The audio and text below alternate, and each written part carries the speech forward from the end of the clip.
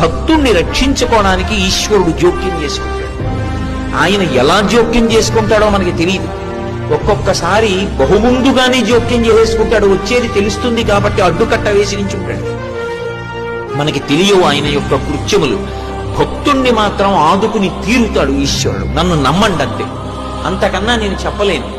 ఒక సమస్యని ఇచ్చే ముందు మనం సమస్య వచ్చాక ఆలోచిస్తాం. భగవంతుణ్ణి నమ్ముకున్న వాడి గురించి పరమేశ్వరుడు సమస్య ఇవ్వడానికి ముందు వాడికి పరిష్కారం ఎలా చూపించాలని ఆలోచిస్తాడు. నన్ను నమ్ముకునున్నవాడు వాడు పాడైతే, అందుకే భాగవతంలో అష్టమ స్కందంలో అంటాడు, వాడు నా కొరకు రక్షింపవలయువాడు. వాడి కోసం వాడిని నేను రక్షించట్లేదు, నా కోసం రక్షిస్తున్నా. అటువంటి వాడు పాడైపోతే లోకంలో భగవంతుడున్నాడు అని ఎవడు నమ్ముతాడు? నమ్మడు. నేను ఉన్నాను అని నమ్మాలంటే నన్ను నమ్ముకున్నవాడు పాడవడానికి వీల్లేదు. వాడి కోసం రక్షించట్లేదు, నా కోసం